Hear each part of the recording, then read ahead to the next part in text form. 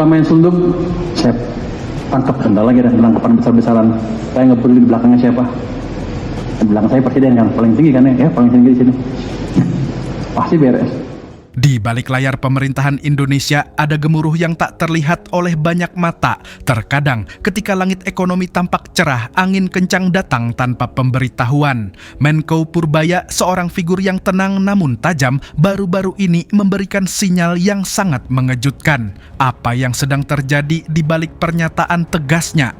Sebentar lagi mungkin kita akan menyaksikan sebuah peristiwa besar yang akan mengubah wajah perekonomian Indonesia. Pernyataan Purbaya yang mengarah pada penangkapan besar-besaran bukanlah sekadar ancaman kosong. Di dunia politik dan ekonomi, kata-kata seperti ini memiliki kekuatan yang lebih dari sekadar informasi. Ini adalah sinyal bahwa sesuatu yang besar sedang dipersiapkan dan ketika tiba waktunya, dampaknya akan terasa di setiap sudut negeri. Apa yang sebenarnya menjadi dasar dari ancaman ini? Mungkin kita harus melihat lebih dalam pada akar masalah yang selama ini menggerogoti keuangan negara. Korupsi, penyalahgunaan wewenang, dan aliran dana ilegal sudah menjadi musuh utama dalam sistem perekonomian kita. Dalam setiap langkah reformasi, masalah ini selalu muncul kembali. Purbaya dengan segala pengalamannya tahu betul bahwa tidak ada ruang bagi pengkhianat negara. Ketika ia berbicara tentang penangkapan besar-besaran, kita bisa melihatnya bukan hanya sebagai reaksi terhadap satu peristiwa, tetapi sebagai pernyataan tegas untuk menciptakan iklim baru yang lebih transparan dan akuntabel.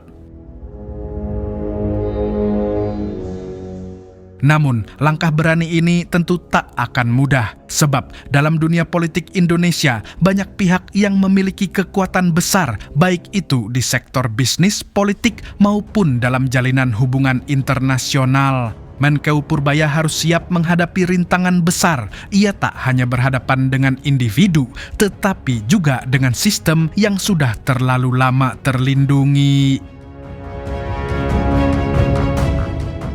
Ini bukan hanya soal uang yang hilang dalam proyek-proyek besar, ini adalah soal kepercayaan rakyat. Ketika pemerintah gagal menjaga integritasnya, maka yang hilang adalah kepercayaan terhadap masa depan negara. Dan itu adalah hal yang lebih berbahaya daripada korupsi itu sendiri. Sebentar lagi Indonesia akan menghadapi pilihan yang tidak mudah. Di satu sisi ada mereka yang menginginkan sistem lama yang penuh dengan kedok dan kepalsuan. Di sisi lain ada Purbaya dan mereka yang ingin memperbaiki jalan Indonesia meski harus melawan arus yang begitu kuat.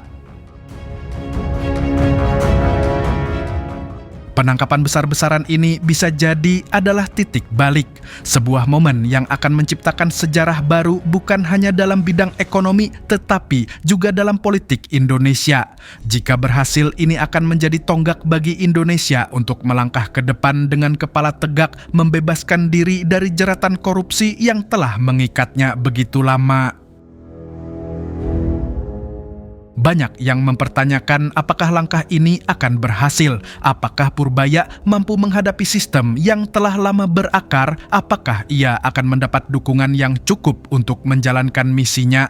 Ini adalah ujian besar, namun seperti kata pepatah, jika tak diuji, kita tak akan tahu seberapa kuat kita. Di balik penangkapan yang mungkin terjadi, ada harapan yang harus terus dipupuk. Harapan bahwa Indonesia bisa lepas dari rantai korupsi dan ketidakadilan. Bahwa negeri ini bisa menjadi tempat yang lebih baik untuk generasi mendatang yang akan tumbuh dalam lingkungan yang lebih adil dan transparan. Apa yang bisa kita pelajari dari langkah Purbaya ini? Pertama, keberanian untuk bertindak. Dalam dunia yang seringkali dipenuhi oleh ketidakpastian, kita harus berani mengambil keputusan meski penuh dengan risiko. Ini adalah bentuk keberanian yang seharusnya menginspirasi kita semua. Kedua, konsistensi dalam menjalankan visi. Purbaya tak hanya berbicara, ia bergerak. Mungkin tidak semua orang setuju dengan caranya, tapi yang pasti ia tak pernah mundur dari tujuan utamanya, menegakkan keadilan untuk negara ini. Namun, apakah penangkapan besar-besaran ini akan cukup? Tentu saja tidak. Ini adalah langkah pertama, namun perjalanan masih panjang. Dalam reformasi apapun, yang terpenting adalah memperbaiki sistem secara menyeluruh, bukan hanya menindak individu. Jika kita hanya melihat ini sebagai upaya untuk memberantas korupsi, kita akan gagal memahami gambaran besar. Ini adalah tentang membangun kembali fondasi ekonomi Indonesia yang lebih kuat dan lebih berdaya saing. Dan itu dimulai dengan menghilangkan praktik-praktik yang sudah mencemari sistem kita. Indonesia, sebuah negara besar dengan potensi luar biasa, sedang berada di persimpangan jalan. Salah satu jalan mengarah pada reformasi dan perubahan, sementara yang lainnya mengarah pada stagnasi dan ketidakpastian. Disinilah peran Purbaya sangat penting. Ia tidak hanya bertanggung jawab terhadap perekonomian, tetapi juga terhadap arah masa depan bangsa. Setiap penangkapan yang terjadi akan mengirimkan pesan keras kepada dunia bahwa Indonesia tidak akan lagi mentolerir korupsi dan ketidakadilan. Namun, ini juga bisa menjadi warning bagi mereka yang masih mencoba menutup-nutupi kebenaran di balik kekuasaan. Apakah kita siap dengan perubahan ini? Tentu saja, seperti setiap perubahan besar lainnya, kita harus siap untuk menghadapi dampak yang datang. Mungkin akan ada gangguan dalam jangka pendek, namun jika niat dan langkah Purbaya benar-benar untuk kepentingan rakyat, maka dampak positifnya akan terasa dalam jangka panjang. Sebagai rakyat, kita juga harus bertanya pada diri kita sendiri, apa yang kita lakukan untuk membantu perubahan ini. Sebab perubahan besar bukan hanya tanggung jawab pemerintah, tetapi juga tanggung jawab kita semua untuk mendukung dan menjaga agar proses ini tetap berjalan dengan baik. Indonesia kini berada di tengah-tengah panggung dunia, dan bagaimana kita mengelola perubahan ini akan menentukan posisi kita di masa depan. Purbaya mungkin bukan satu-satunya yang bertarung, namun langkahnya akan menjadi contoh bagi kita semua. Ia menunjukkan bahwa meskipun sistem mungkin sangat besar dan kuat, keadilan tetap bisa dimenangkan. Di dunia politik Indonesia ada satu hal yang selalu menarik perhatian, yaitu uang negara. Bukan hanya sekadar angka yang tertera di anggaran, tapi juga bagaimana dana tersebut dikelola, siapa yang mengontrol, dan kemana ujungnya. Baru-baru ini kita dikejutkan dengan ketegangan antara dua tokoh penting di pemerintahan, Purbaya, Menteri Keuangan, dan Luhut Binsar Panjaitan. Dua figur ini tampaknya sedang berada di jalur berbeda dalam hal pengelolaan keuangan negara. Untuk sebagian besar rakyat, nama-nama mereka mungkin terdengar familiar, tetapi apa yang terjadi di balik layar lebih dari sekadar kisah politik biasa. Ini adalah pertaruhan besar yang melibatkan family office, sebuah lembaga yang tugasnya mengelola aset besar baik milik keluarga kaya maupun negara. Tapi ketika uang negara jadi taruhan, apa yang sebenarnya terjadi di balik keputusan-keputusan besar ini? Purbaya sebagai Menteri Keuangan adalah orang yang memiliki kendali atas bagaimana uang negara dipakai. Ia bertanggung jawab langsung pada pengelolaan anggaran negara yang seringkali melibatkan dana besar. Di sisi lain, Luhut yang dikenal dengan pengaruhnya yang kuat berada di garis depan dalam hal investasi dan pengembangan sektor-sektor strategis di Indonesia. Namun, keduanya memiliki pandangan yang berbeda dalam hal pengelolaan dana besar ini.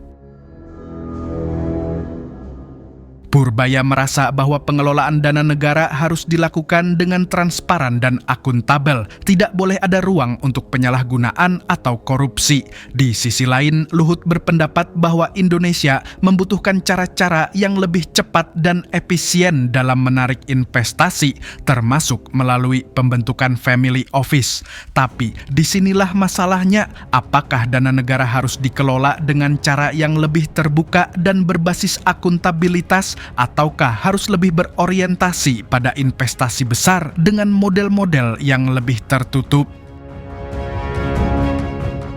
Masalah ini menjadi semakin kompleks ketika kita menyadari bahwa Indonesia tengah berada di persimpangan jalan dalam hal ekonomi dan pembangunan.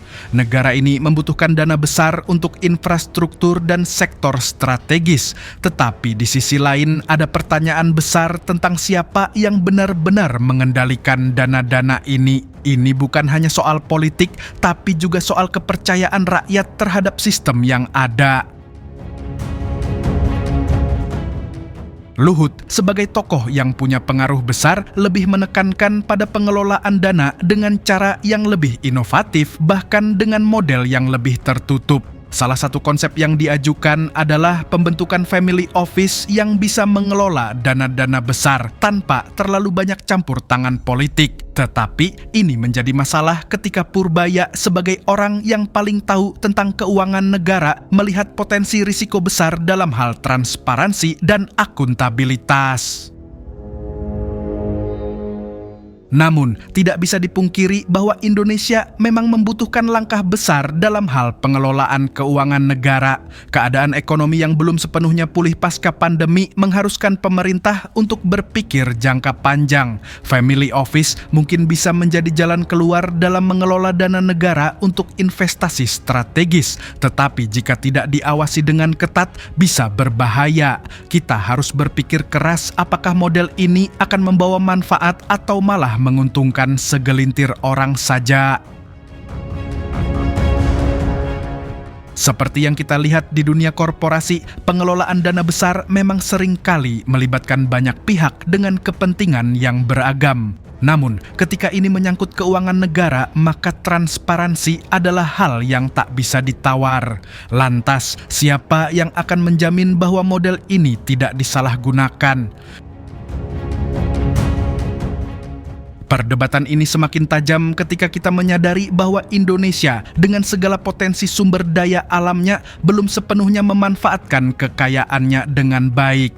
Purbaya ingin agar dana negara dikelola dengan penuh pengawasan, sementara Luhut melihat peluang besar untuk menarik investasi yang dapat mempercepat pembangunan meskipun dengan cara yang lebih privat. Tapi mari kita berpikir sejenak, apakah benar-benar ada dilema antara transparansi dan efisiensi? Bukankah keduanya bisa berjalan beriringan? Apa yang seharusnya menjadi prioritas bagi negara kita? Pengelolaan dana yang terbuka dan bisa dipertanggungjawabkan, ataukah pengambilan keputusan yang lebih cepat namun berisiko tinggi? Pada akhirnya, yang harus kita pertanyakan adalah kepentingan rakyat. Negara ini bukan milik segelintir orang, melainkan milik seluruh rakyat Indonesia. Jika dana negara dikelola tanpa kontrol yang jelas, bagaimana kita bisa yakin bahwa hasilnya akan benar-benar untuk kepentingan bangsa? Inilah yang menjadi perdebatan utama antara Purbaya dan Luhut, antara transparansi dan peluang investasi. Namun, satu hal yang jelas adalah bahwa perdebatan ini membuka mata kita akan betapa pentingnya pengelolaan keuangan negara yang tidak hanya cerdas tetapi juga adil. Uang negara bukan untuk dimainkan, ia adalah amanah rakyat yang harus dipertanggungjawabkan dengan sebaik-baiknya. Luhut dengan segala visinya ingin membawa Indonesia lebih maju dengan cara yang mungkin terlihat lebih berani dan sedikit kontroversial. Tapi apakah langkah tersebut terlalu cepat dan tanpa pengawasan? Sementara Purbaya lebih berhati-hati mungkin karena ia tahu betul bahaya yang bisa timbul dari pengelolaan dana negara yang kurang transparan. Tidak ada yang salah dengan ambisi untuk membawa Indonesia maju, tetapi kita harus berhati-hati agar ambisi tersebut tidak mengorbankan masa depan anak cucu kita. Transparansi adalah kata kunci di sini. Tanpa itu akan sangat sulit bagi rakyat Indonesia untuk percaya pada sistem ini. Kita semua tahu Indonesia adalah negara yang kaya akan sumber daya alam. Tapi bagaimana kita mengelola kekayaan itu agar benar-benar bermanfaat bagi rakyat? Jawaban atas pertanyaan ini mungkin tidak mudah, namun yang pasti keterbukaan dan akuntabilitas harus menjadi prinsip utama dalam setiap kebijakan yang ada. Jika kita hanya fokus pada keuntungan jangka pendek, kita mungkin akan kehilangan banyak hal di masa depan. Sementara jika kita terlalu berhati-hati, kita mungkin akan terhambat dalam pembangunan. Inilah dilema yang dihadapi Purbaya dan Luhut, kecepatan atau kehati-hatian. Kita perlu pemimpin yang bisa melihat jauh ke depan, yang tidak hanya berfokus pada hasil instan, tetapi juga pada keberlanjutan. Indonesia membutuhkan keputusan-keputusan yang tidak hanya cerdas, tetapi juga berpihak pada kepentingan rakyat banyak. Perdebatan ini bukan hanya soal Luhut atau Purbaya, tapi tentang bagaimana kita sebagai bangsa ingin mengelola masa depan kita. Uang negara adalah alat, bukan tujuan. Yang penting adalah bagaimana kita menggunakan alat tersebut untuk membangun bangsa yang lebih baik. Saat ini kita berada di titik yang sangat penting. Purbaya dan Luhut hanya sebagian dari pemain besar dalam cerita ini. Yang terpenting adalah kita sebagai rakyat harus memastikan bahwa setiap keputusan yang diambil apapun itu tidak mengorbankan keadilan dan transparansi. Karena pada akhirnya pengelolaan keuangan negara bukan hanya soal investasi atau efisiensi, tetapi tentang kepercayaan rakyat. Dan tanpa kepercayaan itu tak ada yang bisa berjalan dengan baik. Jadi, bagaimana kita bisa menyeimbangkan antara pengelolaan yang efisien dan transparansi yang akuntabel? Jawabannya ada pada kita, rakyat Indonesia. Kita harus terus mengawasi dan memastikan bahwa kebijakan yang diambil benar-benar untuk kemakmuran bersama. Ini adalah waktu yang krusial bagi Indonesia. Kita harus memastikan bahwa setiap kebijakan yang diambil, setiap dana yang dikelola benar-benar untuk kepentingan rakyat banyak dan bukan hanya untuk segelintir orang. Jika kita ingin melihat Indonesia maju, kita perlu memastikan bahwa semua keputusan yang diambil berlandaskan pada keterbukaan, kejujuran, dan tanggung jawab. Tanpa itu, pembangunan hanya akan menjadi impian kosong. Dan akhirnya, mari kita ingat bahwa uang negara adalah amanah, bukan milik pribadi. Setiap keputusan yang diambil harus dipertanggungjawabkan kepada rakyat. Inilah yang harus kita tuntut dari pemimpin kita. Purbaya versus Luhut mungkin hanya permulaan, tapi apa yang kita lihat di sini adalah pertempuran antara dua pandangan yang berbeda, dan kita sebagai bangsa harus memastikan bahwa kita memilih jalan yang benar, yang berpihak pada keadilan, transparansi, dan keberlanjutan. Peace.